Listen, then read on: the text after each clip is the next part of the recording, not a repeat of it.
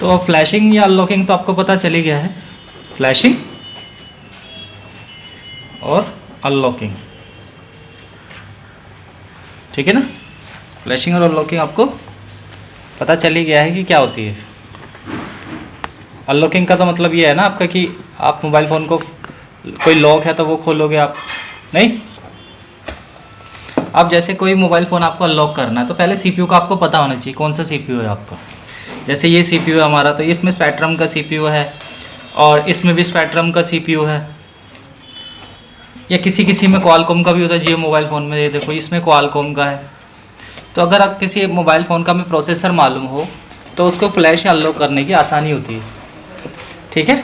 अगर आपको CPU type नहीं मालूम, यानी कि सीपीयू टाइप हमें पता होना चाहिए पहले। अगर किसी फ़ोन को फ्लैश कर रहे हैं तो हमें उसका सीपीयू टाइप पता होना चाहिए।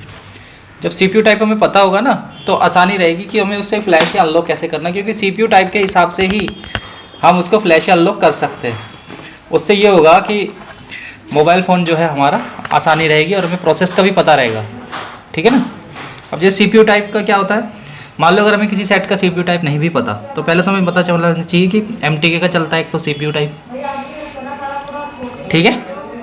एक तो एमटीके चलता है, दूसरा चलता है क्वालकॉम, तीसरा चलता है हमारा क्वालकॉम के बाद स्पेक्ट्रम, ठीक है। ये स्नैपड्रैगन भी बोल सकते हैं इसे, स्नैपड्रैगन हो गया। तो ये तीन हमारे मेन सीपीयू चलते हैं मोस्टली। और अगर किसी फ़ोन में अलग सीपीयू भी आता है तो उसका फ्लैश टूल उसकी फ्लैश फाइल में अलग से मिल जाता है। कई बार क्या होता है हम फ्लैश फाइल डाउनलोड करते हैं ना तो उसके साथ उसका टूल भी आता है, तो वही बेस्ट रहेगा रिकवरी करने के लिए। उसकी बेस्ट क्यों रहेगा, क्योंकि जब फ्लैश फाइल के साथ वो आया तो उसी के अंदर वो मिला, तो यानी के लिए उसके लिए वो बेस्ट है। अगर उससे ना हो तो फिर हम थर्ड पार्टी सॉफ्टवेयर यूज़ कर सकते हैं, जैसे मिरेकल हो गया, यूएमटी हो गया, या फिर एमआरटी वगैरह कुछ भी हो गया, मतलब ये सॉफ्टवेयर के नाम है, ठीक है। तो अब हम किसी फ़ोन का सीपीयू टाइप कैसे पहचानेंगे। नंबर 1, या तो गूगल सर्च कर लो, आप सर्च कर लो गूगल पे, नेट पे सर्च कैसे करेंगे। मॉडल नंबर हो गया आपका, मान लो मॉडल नंबर हो गया फ़ोन का, फिर आप लिख देना सीपीयू टाइप, ठीक। आपको तरह तरह की साइटें मिलेंगी, जीएसएम एरिना या फ़ोन एरिना वगैरह करके मिलेंगी, उनके अंदर आपको डिटेल्स पढ़नी पड़ेंगी। उसमें दिखा देगा वो आईसी का नंबर, एमटी से होगा कोई नंबर तो एमटी का प्रोसेसर है, ठीक है। एसपीडी से होगा तो खैर एसपीडी है ही, और क्वालकॉम है तो क्वालकॉम है ही। और आपको स्पेसिफिकेशन भी पढ़नी पड़ती है, या फिर कई बार तो पहली बार में ही पता चल जाता है, ऊपर ही दिख जाता है गूगल में कि ये आईसी का ये नंबर है, नंबर भी पता चल जाता है सीपीयू टाइप का। जैसे आईसी का भी एक नंबर होता है, जैसे एमटीके का तो चिप है, लेकिन एमटीके के अंदर भी तो बहुत सारे उसके नंबर हैं, 62 70 65 72 67 65, बहुत सारे हैं। तो कौन सी आईसी उसमें लगी ये भी मालूम पड़ जाता है। तो ये मालूम पड़ जाए तो अच्छी बात है, लेकिन मेन तो पहले हमारा ये पर्पस है कि हम पहले सीपीयू टाइप हमारे को पता चल जाए, क्योंकि उसी से पता चलता है कि हमें कौन सा टूल ये इस्तेमाल करना है, सॉफ्टवेयर के अंदर किस टैब के अंदर जाना है, कहाँ पर से उसे ऑपरेट करना है। एक तो ये तरीका हो गया सीपीयू पहचानने का। एक तरीका और होता है कि कंप्यूटर के अंदर आप कनेक्ट करो और डिवाइस मैनेजर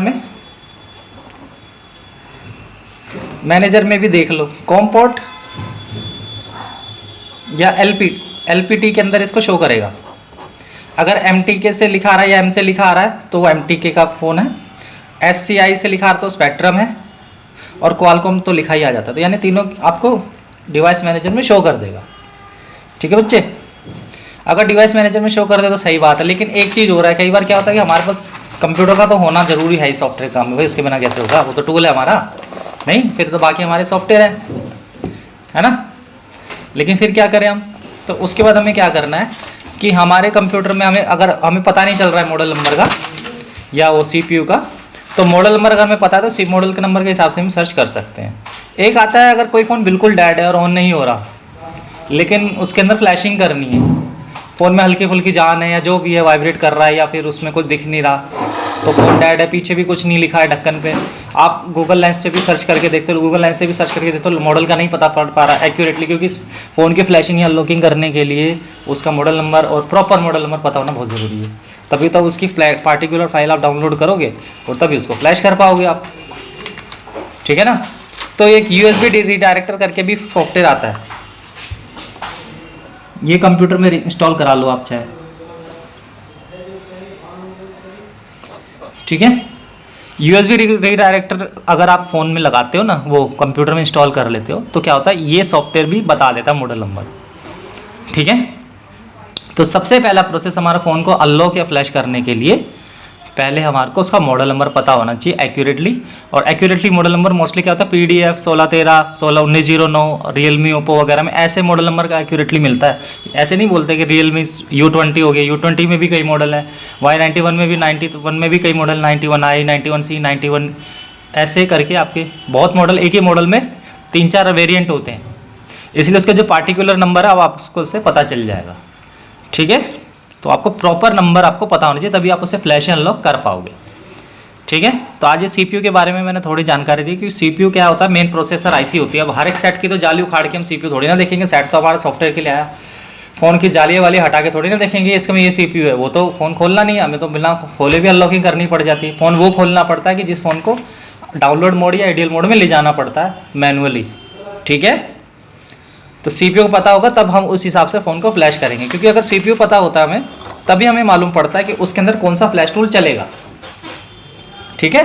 अगर MTK का है तो उसमें SP फ्लैश टूल चलता है ज़्यादातर। स्पेक्ट्रम का है तो अपग्रेड टूल के नाम से भी आता है या फिर SPD टूल के नाम से भी इसका फ्लैश टूल आता है। क्वालकॉम में QIFL टूल चलता है फ्लैशिंग के लिए।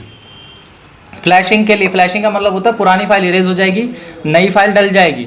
ऐसा करने पे फ़ोन में अगर कोई लॉक वॉक है तो वो भी खुल जाएगा, FRP भी हट जाएगी, लेकिन ये फुल फ्लैशिंग होगी इसके अंदर। ठीक है। कई मॉडल ऐसे होते हैं कि आप डायरेक्ट भी फ्लैश अनलॉक कर सकते हो, उसके लिए आपको मेडिकली MRT वगैरह का आपके पास सॉफ्टवेयर होना चाहिए। उन्हें कैसे इंस्टॉल कराना वो आगे चलेगा प्रैक्टिकली कंप्यूटर के अंदर। ठीक है। और उन्हें कैसे यूज़ करना वो भी पहले आपका चलेगा, कीपैड मोबाइल को कैसे फ्लैश अनलॉक करना है, फिर आपके बड़े फ़ोन चलेंगे। तो आज ये है अपना, इसको समझ में आया तो ठीक है, नहीं तो मैं नीचे दोबारा भी समझा दूंगा। ठीक है। हमारा मेन पर्पस पहले यही होता है कि हम पहले CPU पहचान लें। ठीक है।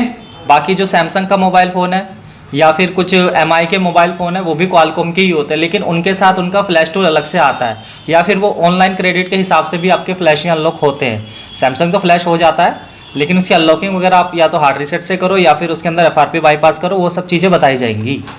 ठीक है।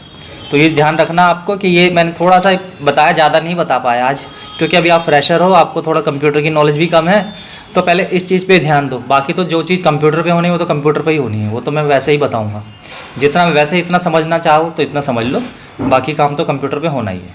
ठीक है।